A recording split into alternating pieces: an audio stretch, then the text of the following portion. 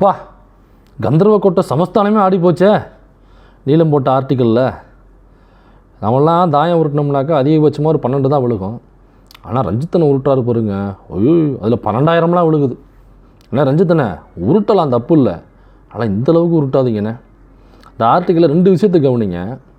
ஒன்று வந்து அந்த டி நகர் சைதாப்பேட்டை சுப்புப்பிள்ளை தோட்டத்தில் நடந்த அந்த சாதியை தீண்டாமல் இருக்குது பார்த்தீங்களா, சாதிய வன்கொடுமை நடந்துச்சுல்ல, அந்த அரசு வீடுகள் ஒதுக்குற சம்பவத்தில் நம்ம நேற்று கூட பேசியிருக்கோம்.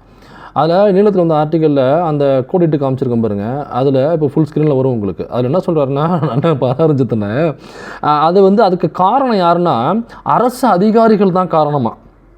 அந்த ஆர்டிக்கலில் எங்கேயுமே டிவிகேங்கிற வார்த்தையோ, தாவேக்காங்கிற வார்த்தையோ, சிஎம் விஜய் என்கிற வார்த்தையோ, முதல்வர் என்கிற வார்த்தையோ, தாவேக்கா ஆட்சி என்கிற வார்த்தையோ, அல்லது அந்த பகுதியினுடைய எம்எல்ஏ டிவிக்கு அருள் பிரகாசம் இருக்கிற வார்த்தையோ எங்கேயுமே வரலண்ணே. அதான் சொல்கிறேன், கந்தர்வ கோட்டை சமஸ்தானமே ஆடி போய் நிற்கிதுன்னு அந்த ஆர்டிக்கலில். அதே மாதிரி இன்னொரு பாயிண்ட் பாருங்கள் கீழே. அதுக்காக அந்த அந்த தீண்டாமை அந்த வன்கொடுமைக்கு எதிராக அங்கே விக்னேஷ் அப்படிங்கிற ஒரு இளைஞர் வழக்கறிஞர், அவர் தான் இதை வழக்க பதிவு பண்ணுறாரு, இதை புகாராக கொடுக்குறாரு. இந்த மாதிரி ஒரு சாதியை தீண்டாமை செய்கிறாங்க இதில், இந்த வீடு ஒதுக்குறதுல திமுக ஆட்சியில் அது நடைபெறலை, அவங்க கோரிக்கை வச்சு மறுத்துட்டாங்க மாசு ஐயா. ஆனால் டிவிக்கு ஆட்சி வந்தவனையும் அந்த சாதியை தீண்டாமையை எங்கள் மீது நிகழ்த்தப்படுது வீடு ஒதுக்குறதுல அப்படின்னு அவர் தான் புகாராக கொண்டு போகிறார். இப்போ அவரை வந்து அந்த டிவிகேனுடைய பொறுக்கிகள் இருக்காங்களா, ரவுடிகள், அந்த ரவுடிகள் வந்து அவரை தாக்குறாங்க. அந்த இளைஞரை வழக்கறிஞரை லிட்டலாக தாக்குறாங்க, உடல் ரீதியாக பயங்கரமான தாக்குதல் நடைபெற்றிருக்கு, அதையும் புகாராக கொடுத்துருக்கிறாரு.